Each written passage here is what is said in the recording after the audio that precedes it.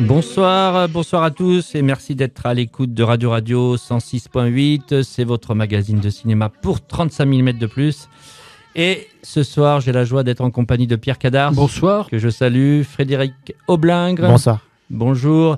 Et de Manu qui nous assure bien sûr la technique comme chaque semaine. Alors au sommaire de cette émission, un petit mot bien sûr sur la disparition de Philippe Labro, qui a été un cinéaste français pendant une bonne décennie, entre 69 et 83. Donc vous verrez un peu les films, on va parler un petit peu de son cinéma, puisqu'il nous a quittés dans sa 89e année. Nous parlerons aussi de sortie salle, avec Indomptable de Thomas Gijol. Gijol, ouais. Voilà. Et Normal Family de Hu Jin-ho. Donc ça, c'est Fred qui vous parlera de ça tout à l'heure. Sortie DVD avec pas mal de choses. Alors, David Golder, très très bon film de Duvivier qui ressort en Blu-ray chez Tamasa. Nous parlerons aussi de Brûle sorcière brûle de Sidney Ayers qui vient aussi de paraître dans la collection Mac My Day de Jean-Baptiste Toré. Et sorti aussi d'un film très rare qui s'appelle Jeunesse perdue, un film de Pietro Germi de 1948, qui n'était jamais sorti en France. Et c'est une très belle chose que Tamasa ressorte ça aujourd'hui. Alors avant de parler des sorties salles, un petit mot sur Philippe Labro, qui était né en 1936. Alors, il a eu beaucoup d'étiquettes, Philippe Labro, parce qu'il a été journaliste. C'est lui notamment qui se trouvait à Dallas en novembre 63 au moment de l'assassinat du président Kennedy. Il a été directeur de Paris Match. Il a été, bien sûr, un romancier important qui a beaucoup écrit, mais il a été surtout un cinéaste et c'est cet aspect-là qui, bien sûr, nous intéresse. Alors, il avait démarré sa carrière avec un court-métrage que je n'ai jamais vu. Alors, je ne sais pas si tu l'as vu, Pierre, et qui avait fait un peu sensation à l'époque, en 64, qui s'appelait 4 fois D. Pas vu. Alors, avec 4 actrices dont le nom de famille commence par un D, mon cher Pierre. Donc, il y avait Mireille d'Arc, Catherine Deneuve, Françoise d'Orléac et Marie Dubois. Il manquait Daniel Darieux, bien sûr. Oui, je pense qu'il ne faisait pas partie de cette génération. Je cherchais des D. C'est plus une époque d'avant. Voilà, 4 actrices qui ont été assez représentatives du cinéma français, à la fois populaire et bien sûr du mouvement de la nouvelle vague dans les années 60. Mais c'est véritablement en 69 qu'il va faire son tout premier film qui s'appelle Tout peut arriver, alors que moi j'ai jamais vu, qui est un film assez rare, qui ne passe jamais. Et c'est véritablement 2 ans plus tard, avec Jean-Louis Trintignant, dans Sans mobile apparent, avec une sublime musique de Morricone qu'on écoutera tout à l'heure, que la carrière de Jean-Pierre Melville, Philippe Labro va vraiment démarrer. Alors je parle de Jean-Pierre Melville parce qu'il avait un lien de parenté avec Jean-Pierre Melville. Et vous savez que le jour où Jean-Pierre Melville est décédé, en juillet 73, d'une rupture d'anévrisme, il était en train de dîner avec Philippe Labro. Ils étaient à table tous les deux, donc Philippe Labro a vu Melville s'effondrer de sa chaise, quelque chose qui l'a vraiment marqué. Alors justement, il avait le goût du polar, de la littérature noire américaine, un grand lecteur de séries noires et autres. Et bien sûr, dans les 4 premiers films, ou même voire les 5 qu'il va faire au début de sa carrière, ça va être quand même dans le domaine du polar. Et Sans mobile apparent est certainement l'un des meilleurs qu'il va signer, avec un très beau casting, un Trintignant qui est absolument hallucinant dedans, très très bon, et un film qui va avoir un certain succès et qui va très vite l'installer dans le paysage français de ces nouveaux cinéastes qui arrivent à ce moment-là, au début des années 70. On peut penser bien sûr à Tavernier, à Alain Corneau, à Téchiné, enfin toute cette vague de cinéastes dont certains vont bien sûr être marqués par la culture américaine et ça va être un petit peu leur dada. Alors par la suite, il va faire L'Héritier, ça c'est la rencontre avec Belmondo parce qu'ils vont faire 2 films ensemble. L'Héritier, c'est un des grands classiques aussi de Philippe Labro, film qui est passé un nombre de fois incalculable à la télé. On a tous vu ça quand on était gosse. Belmondo y est d'ailleurs tout à fait remarquable dans ce film, et à signaler qu'il y aura une amitié qui va naître à ce moment-là de L'Héritier avec le compositeur Michel Colombier. Michel Colombier, qui a travaillé beaucoup avec Gainsbourg et qui va donc au début des années 70 commencer à faire pas mal de bandes originales de films. Il sort du méga succès qu'il a eu avec Pierre-Henry il a travaillé sur Messe pour le temps présent, hein, le spectacle de Bijard. Et puis il y a Béjart, ce fameux. Bijard. Oui, Bijard, c'est le colonel, non, c'est l'armée. Ouais, c'est autre chose. Donc excuse-moi, Pierre. C'est Maurice Béjart. Voilà. Tout le monde connaît le jerk électronique, hein, qui est quand même un morceau fabuleux. En tout cas, pourquoi je vous parle de Michel Colombier, c'est que la collaboration avec Philippe Labro va être importante. Les films vont être ils vont s'identifier énormément avec le travail de Michel Colombier et donner une vraie couleur à la fois noire à ces films-là. Donc les trois qui vont faire ensemble, c'est L'Héritier, Le hasard et la violence. Le hasard et la violence, c'est avec Yves Montand. Et L'Alpagueur. Alors L'Alpagueur, assez fan. Moi, je trouve que c'est peut-être le polar un peu plus faible de Labro, même s'il va faire... Bruno Kremer va trouver un de ses rôles les plus marquants, je pense, hein. Espèce de tueur presque un peu androgyne, tout à fait sadique et incroyable, et on gardera l'image de ça. Par la suite, il va faire une première coupure de presque 8 ans, il va revenir avec 2 films. Alors, on a changé de décennie, on est dans les années 80. La Crime avec Brasseur, qui s'inscrit dans cette deuxième vague de polar 80s qu'il y a eu après l'énorme succès de La Balance. Il y a eu énormément de polars qui ont été en France. D'ailleurs, il y a un bouquin qui était sorti il n'y a pas longtemps sur le polar des années 80 qui est passionnant pour comprendre un petit peu l'évolution du genre entre la décennie 70 et 80. Et puis alors un film qui, à mon avis, a pris un petit coup de vieux, qui s'appelle Rive droite, rive gauche. Gros casting, hein, Depardieu, Nathalie Baye, je crois qu'il y avait Carole Bouquet, Jacques Weber. Bon, ça se passe dans les beaux quartiers parisiens. On est dans le milieu des avocats, du haut standing, haussmannien, j'ai envie de dire. Bon, c'est un film que j'ai pas revu depuis longtemps. Revu, moi. Ça tient années. Moi, j'aime bien toujours. Ouais. Je trouve que les dialogues, tout, les acteurs sont formidables. Non, il y a quelque chose sur le Paris aussi d'une époque, je pense, sur ce monde un peu, comme tu dis, des affaires ou tout ça. Donc non, moi j'ai trouvé ça plutôt plus que regardable. Voilà, en tout cas, peu de films, hein, 7 films sur une période assez courte, mais des films qui tiennent le coup quand même, hein. Moi, franchement, que ça soit L'Héritier, Sans mobile apparent, je vous conseille de les voir ou de les revoir, qui sont vraiment des très très bons polars. Et puis il a refermé cette parenthèse de sa vie, il a fait d'autres choses, il est retourné au journalisme, à l'écrit, tout ça, il est jamais revenu à la réalisation. Je pense que c'était quelqu'un, ses maîtres ont fait partie des années 60-70. Il a voulu faire du cinéma à ce moment-là, à une époque où ça correspondait à ses envies.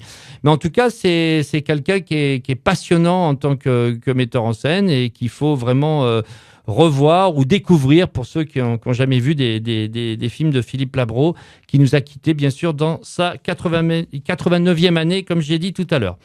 Allez, mon cher Fred, on passe à la sortie salle avec 2 films. Oui, donc le premier, c'est Indomptable de Thomas Gijol. J'ai toujours du mal, je ne sais pas si le NG, on dit NG ou Gijol, tout simplement, que certains connaissent surtout pour ses one-man shows, puisqu'il vient du stand-up et tout ça. Il a commencé chez Jamel Comedy, faire de l'improvisation, et puis il a eu de nombreux spectacles qui ont des gros succès.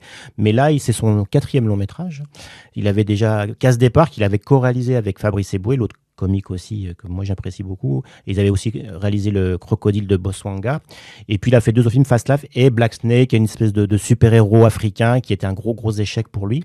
Et là, il revient avec un film noir, un polar, tourné au Cameroun, qui était à la 15e des réalisateurs cette année, et qui est dans tout à fait un autre registre. C'est un film qu'il a inspiré d'un documentaire qu'il avait vu qui s'appelle Un crime à Abidjan, et qui date de 99, je crois, et il avait voulu en faire une adaptation en fiction, et donc il l'a tourné Alors, il est français, mais son papa était camerounais, donc il a tourné tout à Yaoundé avec des acteurs locaux et tout ça. Et on suit donc le commissaire Bilong, qui va mener une enquête suite à l'assassinat d'un homme. Et donc, on va le suivre dans son enquête. On va aussi entre l'enquête, qui me permet de décrire aussi ce qu'est la ville de Yaoundé, c'est quartier populaire, et puis aussi les rapports familiaux, parce que c'est quelqu'un qui a plusieurs enfants et qui a des principes, il essaie d'inculquer des principes, des valeurs morales à ses enfants, et qu'il essaie aussi d'appliquer dans la vie courante au quotidien dans son métier. Et c'est-à-dire que les deux se confondent. C'est-à-dire que quand il est à la maison, on a l'impression qu'il mène une enquête et il n'arrive pas à couper les ponts, et ce qui lui reproche beaucoup sa famille. D'ailleurs, sa plus grande fille a quitté le foyer familial suite à des différends avec son père, parce qu'il y a quelqu'un de très dur qui est toujours dans le reproche quasiment, et du coup quelque chose qui est assez lourd à porter, et lui ne comprend pas. Et en fait, on sent un homme qui veut protéger ses enfants de l'environnement un peu compliqué, parfois dangereux de cette ville-là, où la corruption est omniprésente, la violence aussi, et lui tente de concilier les deux, et on voit un personnage qui a un rôle assez, comment dirais, qui est pas toujours très reluisant, si je puis dire, et ça c'est assez étonnant, et il a ses parts d'ombre, et c'est un homme qui a beaucoup de fierté, mais qui ne se livre pas beaucoup, notamment avec ses enfants, c'est ce que le reproche sa femme, notamment, qui prête à partir aussi du foyer.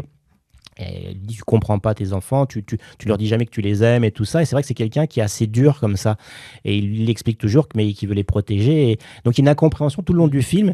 Et lui, petit à petit, au fur et à mesure du film aussi, se pose des questions. Mais va-t-il réussir à passer ce cap, à essayer de se rabibocher avec ses proches, et notamment sa plus grande fille. Donc le film aussi, c'est une manière aussi de décrire ce pays.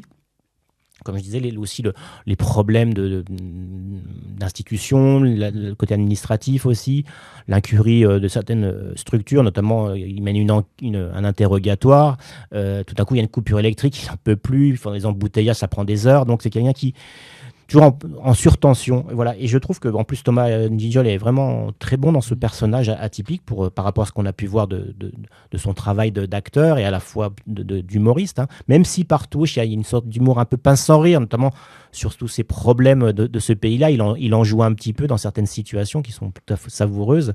Voilà, c'est un petit film d'1h20, voilà, qui à la fois, on pourrait dire, lui il est français, il a une espèce de regard un peu pas méchant, je veux dire, sur ce pays-là, qui est quand même son pays de cœur, si je puis dire. Et en même temps, on sent qu'il aime aussi les gens avec qui il a travaillé, et qui fait tourner.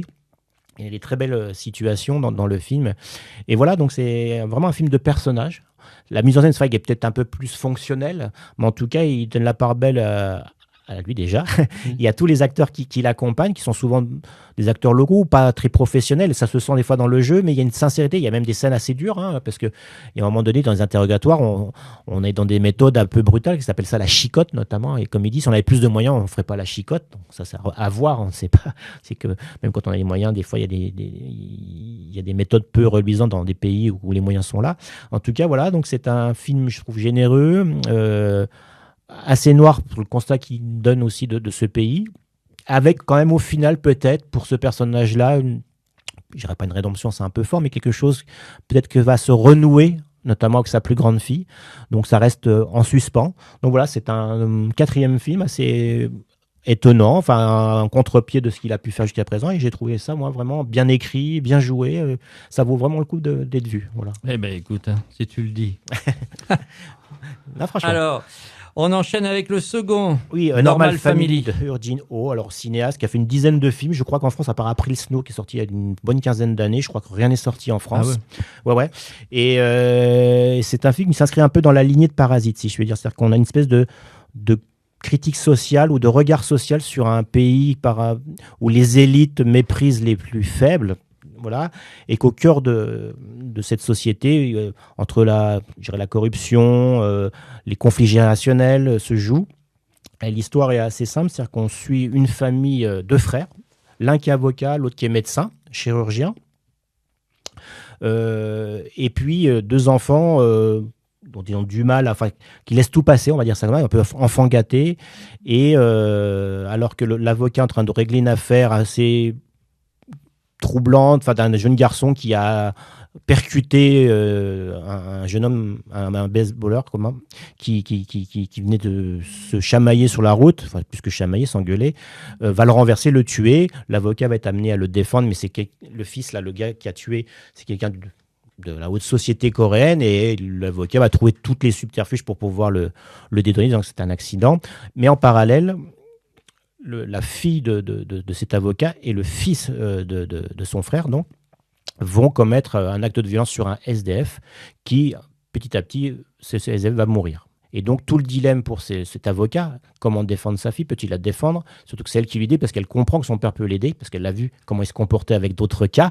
Donc, elle se dit, mon père va me protéger. L'autre fils nie totalement qu'il était impliqué dans cette histoire, sachant qu'il y avait une caméra de surveillance qui montre bien, et on comprend bien. Et la mère du jeune garçon, en retrouvant le suite ensanglanté, comprend tout de suite. Et elle, la première chose qu'elle va faire, c'est de le protéger. C'est-à-dire elle craint pour sa vie, c'est-à-dire que c'est un gamin qui a été, comment dirais-je, violenté à l'école. Et on comprend que les parents n'ont jamais trop rien dit, rien fait. Quelqu'un qui est laissé à lui-même. Donc il y a tout le film, en fait, comment éduquer son enfant, comment ça se passe, peut-on réussir à protéger ses enfants, en même temps on laisse tout passer. Donc une espèce de dilemme tout le long du film, comme ça, où on sent quelque chose qui naît chez ces enfants-là, à la fois de manque d'amour ou même de dureté des parents, enfin dureté d'éducation un peu dure, et en même temps des jeunes qui sont en manque de repères, qui sont toujours sur les réseaux sociaux à regarder, à se féliciter, à se gargariser de ce qu'ils ont fait, une espèce de truc démoniaque presque comme ça, de plus de sens des réalités, et les parents complètement démunis, à force peut-être de les avoir trop protégés, de pas été assez dur. En tout cas, le film travaille sur plein de registres différents, à la fois ce regard social des élites qui sont toutes puissantes, prêtes à tout pour défendre l'indéfendable, de protéger leurs enfants même dans le pire des cas, même s'il y aura des bouleversements, des retournements au cours du film. En tout cas, c'est un film qui est plutôt bien réalisé. Alors, c'est sûr, ça n'a pas le génie d'un Bong Joon-ho, mais en tout cas, dans les situations, les dialogues, les acteurs sont formidables. Des acteurs qu'on ne connaît pas très bien, par Seo Kyung-gu, que moi j'avais vu dans un autre film sur Netflix. Voilà, mais sinon, tous les autres acteurs, notamment Claudia Kim, qui fait Alors, ce qui est marrant, c'est la seconde femme de l'avocat, donc qui est un peu rejetée par le reste de la famille parce que c'est pas la légitime, puisque la première femme est décédée. Lui, s'est remarié avec cette jeune femme beaucoup plus jeune que les autres. Donc, il y a un reproche sur cet âge-là, de cet homme qui a épousé une jeune fille, et c'est ça qui est génial, c'est qu'elle n'est pas légitime, elle n'est pas de notre sang quelque part, et c'est assez troublant. Il y a plein de situations comme ça assez étranges, un peu malsaines, et jusqu'au plan final, jusqu'à la scène finale qui est assez terrible, j'en dirai pas plus, qui est assez tétanisante. Donc le film est très très noir, un peu, comment dirais-je, peu d'optimisme dans ce film en tout cas, mais en tout cas je trouve que la description de ce qu'est la société coréenne, certaines personnes pourraient lire effectivement un peu plus sur la véracité, j'imagine qu'il connaît bien son pays, mais en tout cas des relations enfants-parents, et surtout notamment ce SDF, comme le dit la jeune fille, mais personne ne s'inquiétera de lui, puisque personne n'était déjà dans la rue, qu'importe qu'il soit mort. Et c'est assez terrible. Et donc voilà, c'est assez très très noir, comme souvent avec les films coréens, qui sont jamais... Ouais, puis une société qui est opaque et difficile quand même, pour nous occidentaux, à comprendre un peu comment fonctionnent les codes de la société coréenne. Et puis pareil, ils ont beaucoup de suicides, beaucoup de... parce qu'il y a la réussite sociale, très compliqué. La réussite sociale qui est quand même très omniprésente. Ouais. D'ailleurs, on voit bien quand la jeune fille a accepté l'université, elle est toute contente, sauf qu'elle a commis un crime, voilà. Donc c'est terrible. Et puis en même temps, il y a la mère aussi qui habite chez le fils médecin, qui a Alzheimer, qui se comporte des fois très très mal, et elle parle toujours de son autre frère, celui qui est devenu avocat, qui quelque part a une meilleure réussite que le médecin, qui pourtant est chirurgien. Et donc on transparaît par moments des choses du passé aussi familial, où on comprend que le père a sans doute violenté ses enfants. Donc et on voit que le fils médecin parfois se comporte à des moments dans le film pareil, de la même manière avec le fils. Donc on voit qu'il y a tous ces complexes, troublants, ambigus. Donc voilà, c'est un film qui date de 2023, qui sort seulement maintenant. Voilà, donc je ne sais pas pourquoi, mais en tout cas, c'est une belle surprise. Donc ce réalisateur Jin-ho, voilà, j'ai une dizaine de films, comme je disais, donc comme beaucoup de films, souvent de cinéastes comme ça, asiatiques, il y en a qui sortent, d'autres ne sortent pas, on ne sait pas trop pourquoi, voilà, mais c'est un film dans la lignée, comme je disais, de Parasite, qui détaille, qui regarde cette société coréenne, et c'est vraiment une belle surprise. Ben, merci beaucoup, Fred.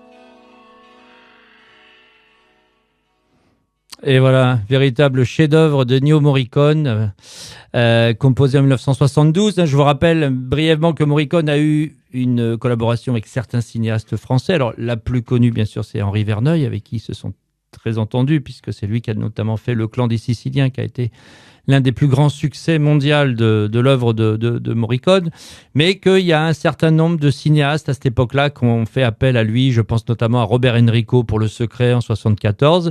Et ça a été le cas de Philippe Labro, qui a fait le choix de prendre Morricone pour son mobile apparent, avant d'avoir une collaboration avec Michel Colombier. Mais en tout cas, Morricone a signé des partitions absolument hallucinantes. Et même dans les années 80, lorsqu'il était au sommet de sa gloire, avant de beaucoup travailler avec les Américains, il a fait Espion lève-toi d'Yves Boisset, il a fait Le Ruffian de José Giovanni, il a fait La Banquière de Francis Giraud. Donc on voit qu'il était très très installé dans l'industrie française. Donc voilà, et on écoutera en fin d'émission un bout de L'Héritier de Colombier qui est avec Yannick Top, le bassiste de Magma à la basse. Ça c'est chef-d'œuvre absolu. Allez, on va ouvrir la page DVD. On va parler d'un éditeur qui a repris des couleurs et qui n'arrête pas de sortir des films en ce moment. Mon cher Pierre, c'est Tamassa, qui ressort David Golder de Duvivier. Oui, alors à première vue, pour un spectateur non averti, c'est un film qui est antisémite, qui est misogyne et qui est misanthrope. Rien que ça. Et rien que ça. Mais Noël Herpe, qui présente le film, remet tout cela en place et donne toutes les raisons qu'il y a pour admirer ce film qui date de 1930, qui est un film de Julien Duvivier et qui est une adaptation d'un roman qui, à l'époque, était très connu, d'Irène Nemirovsky. Alors, quelques mots sur Irène Nemirovsky. C'est une femme écrivain d'origine juive, russe, qui a eu un gros succès à la fin des années 20 avec justement David Golder, qui a fait également d'autres livres qui tiennent très bien le coup. J'en ai lu plusieurs. Il y a Le Bal, par exemple, qui avait donné lieu également à une adaptation au cinéma avec Daniel Darieux. C'est un film de Wilhelm Tell de 1931. Suite française, qu'elle écrit plus tard, est également un très très beau récit. Et il faut savoir que Irène Nemirovsky, qui avait donc un renom sur la place littéraire française, a cru jusqu'au dernier moment qu'elle pourrait être sauvée de la déportation, étant donné qu'elle était juive, ce qui ne s'est pas passé, et elle est morte dans un camp de concentration. Donc, ce qui est surprenant, c'est que dans son roman David Golder, Irène Nemirovsky décrit un personnage qui est juif, présenté comme tel, qui est un grand financier, qui fait des affaires, qui n'est pas toujours très honnête, on le sent très bien, et donc un tel sujet peut prêter forcément à une lecture antisémite, ce qui serait une erreur, parce que si on le replace dans l'époque, on se rend compte qu'il y a plusieurs films qui traitent de tels sujets, et que, venant d'une femme écrivain qui est juive elle-même, le péché d'antisémitisme ne vaut pas. Bon, ça c'est le premier point. Le second point, c'est que c'est un film de Julien Duvivier. Or, Julien Duvivier, très connu, grand cinéaste français, qui a commencé à l'époque du muet, qui a fait des films qui ont eu beaucoup de succès, en particulier au début du parlant, dans les années 30, qui a réussi également à faire des films à Hollywood avec succès, en Angleterre avec succès. La fin est moins intéressante peut-être, mais il y a quelques très très grands films de Duvivier qui parsèment toute sa carrière. Il faut savoir que Duvivier vient du théâtre naturaliste. Le théâtre naturaliste, c'est un théâtre qui s'était créé aux alentours de 1900 en réaction contre le symbolisme et qui voulait montrer une vie plus réelle. Et dans toute la démarche de Duvivier en tant que cinéaste, ce côté naturaliste est tout à fait visible. Et c'est ce que peut prêter à une interprétation misogyne ou misanthrope, parce que la société, comme dans certains romans de Zola, y est montrée avec tous ses travers, et que les femmes n'ont pas forcément toujours le beau rôle. Et c'est le cas dans David Golder. Alors, j'en viens au film lui-même. David Golder, donc, c'est l'histoire d'un financier qui apparemment fait des affaires, honnêtement ou moins honnêtement, qui, au début, on le voit très bien, éliminer quelqu'un qui est un ami de longue date, qui finit par se suicider. Il découvre, dans le roman et comme dans le film, que sa femme le trompe, et que sa fille qu'il adore n'est pas sa propre fille, mais la fille de l'amant de sa femme. Et c'est un choc dans sa vie, et là, tout bascule, et il arrive à se dégoûter un petit peu des affaires, mais comme il tient toujours à sa fausse fille, il revient en Russie pour traiter avec des Russes soviétiques à l'époque sur une grande affaire de pétrole, mais au retour, il meurt sur le bateau de retour, il est très affaibli, et ce qui est très émouvant, il y a là une très très belle scène, c'est-à-dire qu'il retrouve tout d'un coup ses racines juives, avec des chants juifs en fond sonore, avec toute une présence qui fait qu'il y a comme un retour aux origines. Ce personnage, qui n'a pas été un personnage forcément très sympathique, prend tout de suite une dimension humaine, une dimension tragique. Et il le prend d'autant plus que ce personnage est interprété par Harry Bohr. Alors Harry Bohr, c'est grand acteur de théâtre, grand acteur aussi de cinéma. Et là, nous sommes en 1930, c'est-à-dire au tout début du parlant. Et Harry Bohr trouve dans ce film un rôle véritablement à sa mesure, c'est-à-dire un rôle où il peut en faire des tonnes, mais sans en avoir l'air. C'est-à-dire que c'est le grand talent de la discrétion qui est tellement forte que rien n'apparaît. Et ça, Harry Bohr est formidable dans ce rôle. Il y a une présence d'un regard, une maîtrise du jeu qui est tout à fait exceptionnel. Et c'est d'autant plus visible que c'est remarquablement filmé par Duvivier. On ne dira jamais assez combien Duvivier était un grand technicien du cinéma.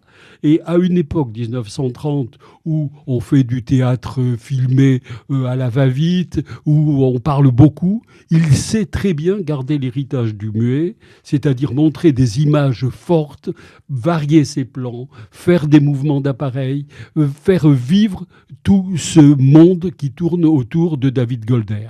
Alors, le point faible du film, ça a été souligné très souvent, en particulier par Vecchiali, qui est un grand admirateur de David Golder, c'est les rôles féminins. C'est-à-dire qu'en face de Harry Bohr, il y a deux actrices. Bon, il faut croire que c'était voulu par Duvivier, mais qui tiennent pas véritablement la route. C'est Jackie Monnier qui joue le rôle de Joyce, la fille de David Golder, et c'est Paul Andral qui joue le rôle de son épouse. C'est pas tout à fait au même niveau que Harry Bohr. Mais je le redis, il faut véritablement revoir David Golder et ne pas le revoir avec des œillères actuelles, c'est-à-dire où à la va-vite on porte un jugement, on dit puisque le juif n'est pas bon du début jusqu'à la fin, c'est un film antisémite. Non, c'est un beau film et un grand film. Eh bien oui, c'est un superbe film, exactement. Dans les bonus, oui, c'est Noël... Alors Noël Herpe, formidable, qui dit tout ce qu'il faut dire sur le film. Je n'ai fait que reprendre certaines de choses qu'il a dites avant moi et peut-être même mieux. Bon, super. Merci beaucoup, Pierre. Allez, on va changer complètement d'ambiance. On va partir dans l'Angleterre des années 60 avec la très belle surprise que nous propose Jean-Baptiste Autoré dans sa collection Mac My Day. C'est Brûle sorcière, brûle. Alors le film a deux titres en fait. Peut-être que vous l'avez vu à l'époque sur le cinéma de quartier de Jean-Pierre Dionnet sur Canal+, ça s'appelait aussi La Nuit de l'Aigle. En fait, c'est une coproduction entre l'Angleterre et les États-Unis. Il y avait des capitaux qui venaient de l'AIP. Donc le film est sorti avec un autre titre en Angleterre, mais en tout cas, il est bien sorti en France au cours de l'année 62 sous le titre Brûle sorcière, brûle. Alors, c'est un film qui est signé Sidney Ayers. Un petit mot sur Sidney Ayers, cinéaste écossais, né à Édimbourg en 1921 et qui nous a quittés en 2000 à l'âge de 78 ans. Ça a été un monteur plutôt important dans le cinéma britannique. Même il a fait divers métiers. Il a commencé d'ailleurs en pleine Seconde Guerre mondiale, à partir de 1943. Mais c'est surtout avec des montages de films qu'il a fait ses preuves, et notamment avec un film que moi j'adore qui s'appelle Atlantic Latitude 41, le Roy Whittaker, qui est une version du Titanic, sur le thème du Titanic, du naufrage du Titanic, qui est un film vraiment incroyable, et c'est sur ce genre de produit qu'il a appris à faire du cinéma. Mais il va surtout faire un coup de maître en 1960, dans une période où le cinéma britannique fantastique, gothique, d'horreur va connaître un véritable âge d'or. Et on le doit en partie, bien sûr, au succès, aux productions de la Hammer à partir de 1957. Je vous rappelle que Frankenstein s'est échappé sort. La Hammer a décidé de réadapter comme ça les grands mythes hollywoodiens du film fantastique qui avaient été faits dans les années 30, notamment à la Universal de Harlem. Et le succès est au rendez-vous. C'est des films qui bénéficient aussi de la couleur et de couleurs technicolor absolument extraordinaires ou Warner Color de l'époque, notamment pour le Frankenstein s'est échappé, ou encore plus beau, le cauchemar de Dracula de Fisher l'année d'après. Et ces deux films vont ouvrir vraiment une période assez incroyable sur le cinéma anglais, les capacités du cinéma anglais à tourner des films d'horreur visuellement splendides.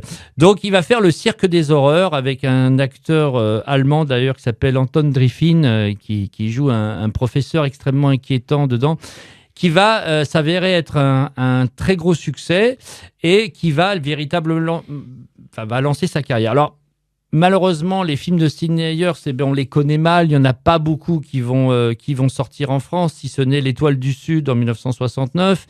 Mais il y a beaucoup de films qui vont rester notamment inédits.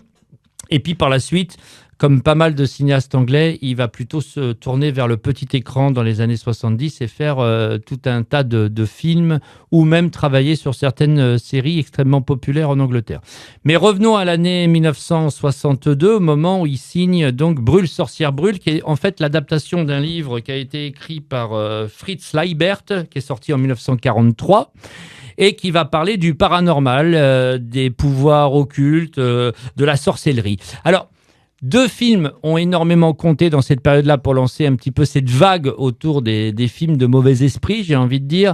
C'est bien sûr le Night of the Demon de Jack Turner, titré Rendez-vous avec la peur, qui est incontestablement l'un des grands chefs-d'œuvre sur ce sujet-là, et qui est tourné d'ailleurs en Angleterre. Hein. Je vous rappelle que les Américains avaient des fonds qui étaient bloqués en Angleterre et donc ils devaient mettre en production des films en Angleterre avec ces fonds-là ou sinon ils étaient perdus.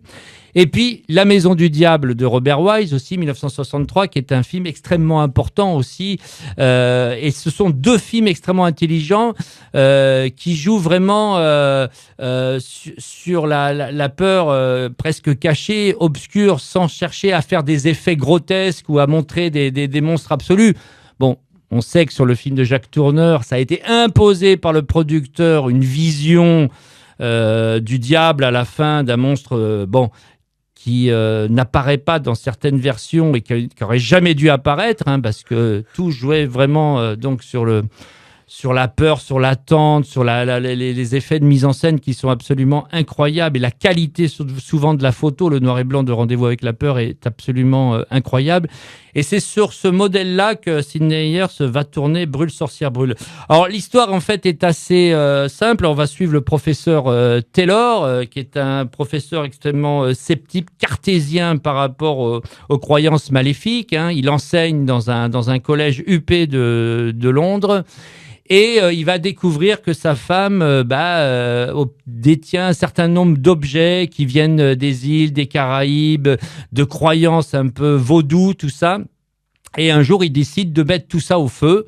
Et à partir de là, sa vie va un petit peu basculer puisque il va être accusé de viol par une étudiante. Il va avoir plusieurs choses qui vont l'amener à suspecter un esprit maléfique qui aurait pris possession de l'esprit de sa femme. Et le film va se construire pas à pas comme ça sur ce climat-là, avec vraiment un travail tout à fait remarquable de la part de Sidney Ayers, hein, que ça soit au niveau de la photo, de la mise en scène. C'est toujours extrêmement bien réalisé. Il n'y a pas d'effet, pas d'effet gratuit, il y a une vraie tenue à ce niveau-là qui fait que le film est tout à fait passionnant à suivre et va même monter au fur et à mesure du temps qui s'écoule dans un suspense vraiment très très fort et très très bien réalisé. Moi je l'avais découvert donc au cinéma de quartier puisque il y avait cette émission mythique à Canal+, dans les gens qui ont connu le canal du début des années 90, qui était animé par Jean-Pierre Dionnet, qui est un grand fan du cinéma britannique et du film gothique anglais. Et on l'avait découvert à ce moment-là, et c'est un film qui m'avait bien impressionné à l'époque. Et ça a été un vrai plaisir de le revoir réapparaître là en Blu-ray. Alors, c'est Jean-Baptiste Thorey qui présente le film et c'est surtout Philippe Rouillet, son grand pote Philippe Rouillet. Je crois qu'ils ont fait beaucoup de radio ensemble. Hein. Philippe Rouillet qui écrit maintenant, enfin qui écrit depuis longtemps dans Positif et qui est un spécialiste du cinéma fantastique, qui nous décortique un petit peu les qualités de ce film et qui le replace un petit peu dans le contexte de tous ces films qu'il y a eu à ce moment-là. Qui peuvent aller jusqu'à Vic Herman qui peut en 1973 refermer un petit peu cette période de films sur les esprits maléfiques et surnaturels qui ont été importantes à la fois dans le cinéma britannique mais même dans le cinéma anglais. Voilà, donc c'est une très très belle sortie pour ceux qui ne connaissent pas. C'est une petite perle à découvrir. Et il y en a d'autres. Hein. Si vous lisez le livre de Gérard Laine sur le cinéma gothique anglais, il y a encore du travail à faire et encore des films à sortir, à inhumer, parce qu'il y a vraiment eu un âge d'or qui était tout à fait passionnant.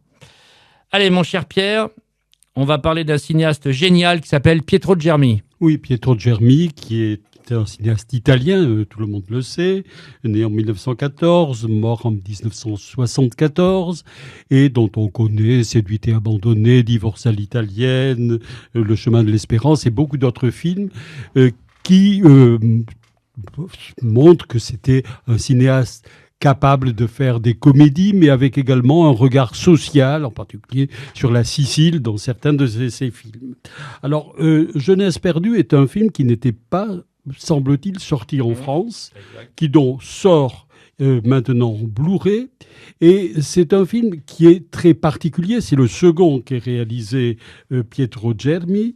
Avant, il avait fait en 1946 Le Témoin, et c'est un film bien à part et qu'il faut replacer dans son époque, ce que fait d'ailleurs très bien Aurore Renaud, qui en fait la présentation en complément du Blu-ray. C'est l'époque 1947, quand le film est tourné, où l'Italie bascule totalement vers la droite, une droite très conservatrice, les démocrates chrétiens, et les communistes et les socialistes sont écartés du pouvoir, alors que dans l'immédiate après-guerre, quand il y avait eu la proclamation de la République italienne, il y avait un gouvernement d'ensemble qui réunissait un peu tous les partis. Donc, la démocratie chrétienne impose assez vite une censure sévère sur les films. Il ne faut surtout pas que l'image de l'Italie soit liée à un néoréalisme qui déprécie l'Italie, surtout vis-à-vis de l'extérieur. Donc, contrôle très strict des tournages, contrôle très strict des sujets. Or, Jeunesse perdue est l'un des premiers films qui tombe sous le coup de la censure et connaît des ennuis incontestablement, tant au moment de l'écriture, quand le sujet est présenté à la censure, que lorsque le film est terminé et qu'il faut le visa définitif. Pourquoi ? Parce que c'est un film qui joue à la fois sur le néoréalisme, c'est-à-dire une description de Rome, de la vie italienne, comme ont su le faire Rossellini ou De Sica, mais c'est également un film qui prend l'héritage du film noir américain. Il faut se rappeler que le film noir n'était pas l'Italie fasciste, ne présentait pas de film américain, ou très peu, et donc on connaissait mal le film noir, et un peu comme en France, il y a dans l'immédiate après-guerre plusieurs films policiers qui s'inspirent du film noir américain. Or là, on est vraiment à la rencontre du néoréalisme et du film noir américain. Le sujet, quel est-il ? C'est l'histoire d'un fils de famille, d'une famille aisée, qui, de toute évidence, a dû très bien s'acclimater à l'époque fasciste. Le père est professeur d'université, ils vivent à Rome dans une très belle maison, la famille semble unie, le héros principal, Stefano, a une sœur avec qui il s'entend bien, des petits frères, enfin, tout semble bien, mais on découvre très vite que, en fait, c'est un sale gangster et que il est prêt à tout pour frimer, pour avoir une place dans la société qui le mettra en valeur, tant auprès des femmes qu'auprès de ses copains. Et donc, ce qui est nouveau dans ce sujet, c'est que le personnage, qui est le personnage négatif, est un bel homme, un beau garçon de 23 ans, c'est Jacques Cernas, qui a tout pour lui et qui est un fiefé salaud. Et qu'en face, il y a donc un policier, interprété par Massimo Girotti, qui est l'un des grands acteurs italiens, qui a tourné avant et après dans de très grands films. Et que donc, c'est cette approche de montrer comment dans la société italienne de l'après-guerre, le mal pouvait venir de classes aisées, c'est ce qui, de toute évidence, a choqué la censure. Alors, le film est un film extrêmement bien fait, tout à fait passionnant à suivre, c'est-à-dire que, à la fois, il y a cette implantation profonde dans l'Italie de l'époque, mais il y a également un art du cinéma, qui est celui de Pietro Germi, des scènes qui sont extrêmement bien faites, et également une interprétation que je trouve très homogène avec donc Jacques Cernas, acteur français d'origine familiale des pays baltes. On sait qu'il était balte français, qui avait été résistant, qui a eu un début de carrière dans l'immédiate après-guerre et qui a beaucoup par la suite tourné en Italie, presque essentiellement en Italie. Il y a également dans le rôle de sa sœur qui finira par découvrir que c'est lui, il est coupable. C'est Carla Del Poggio. Carla Del Poggio était une très belle actrice italienne dont la carrière a été une carrière importante, mais qui a épousé, le mais étant trop, qui a épousé Latuada et qui, à partir d'un moment, très vite, s'est désintéressé du cinéma ou a beaucoup moins tourné. Donc, très bien dans ce rôle. Et également, donc, Massimo Girotti. Et tout ça, ça fait un film qui est un film passionnant, qui à la fois a un climat d'époque, incontestablement, mais qui montre bien tout ce qui était les sources d'abord du cinéma de Pietro Germi, et qui montre également, et ça c'est ce que je le redis, qui est très bien expliqué par Aurore Renaud, qui présente le film, comment ce qu'a été la censure italienne à l'époque, et le chef de la censure, c'était Andreotti, qui a eu un rôle politique très important dans l'Italie par la suite. Donc voilà pour le film. C'est véritablement une découverte, et je pense que tous ceux qui connaissent bien le cinéma de Pietro Germi auront plaisir à découvrir Jeunesse perdue, parce que c'est un petit trésor. Et puis c'est génial parce que ça nous permet presque d'avoir vu tous les films de Pietro Germi. Oui. Le premier dont tu as cité... Et le premier, ça date de 1946, c'est Le Témoin. Il était sorti chez Bac Film à l'époque. Je le connais pas. Bah si, on en avait parlé, Pierre. Ah, pas moi. Ah, il me semble quand même. Mais surtout si vous connaissez, si vous voulez découvrir Pietro Germi, il y a quand même 2-3 chefs-d'œuvre incontournables qui sont bien sûr Divorce à l'italienne, Séduite et abandonnée. Et sachez aussi que c'est lui qui avait commencé mes meilleurs amis, mes chers amis. Mes chers amis, oui. Malheureusement, il est décédé pendant le tournage du film, et c'est son grand copain Mario Monicelli qui l'a fini. Film génialissime, avec Blier, Tonazzi. Tout à fait. La scène des gifles à la gare, personne n'a oublié ça. Mais Germi, c'est un très très grand cinéaste italien, vraiment qu'il faut revoir et redécouvrir à chaque fois. Merci beaucoup, Pierre. Donc, je rappelle que c'est sorti chez Tamassa. Tamassa en Blu-ray, et en Blu-ray. très belle copie, donc à voir absolument. Voilà. Avant de vous quitter avec la BO de l'héritier que je vais vous laisser passer, juste vous dire qu'il y a, à cause d'un assassinat, voilà, c'est ça, on va en parler bientôt, qui sort chez Carlotta Film, en ultra collector avec un livre de Jean-Baptiste Autoré. Donc c'est certainement la grosse sortie du mois de juin, vraiment incontournable, chef-d'œuvre absolu, ce film avec Warren Beatty, que je vous invite à découvrir. Mais en attendant, on va se quitter avec l'héritier, la grande musique de Michel Colombier, et on se retrouve la semaine prochaine sur le 106.8 de Radio Radio. Bonne semaine à vous.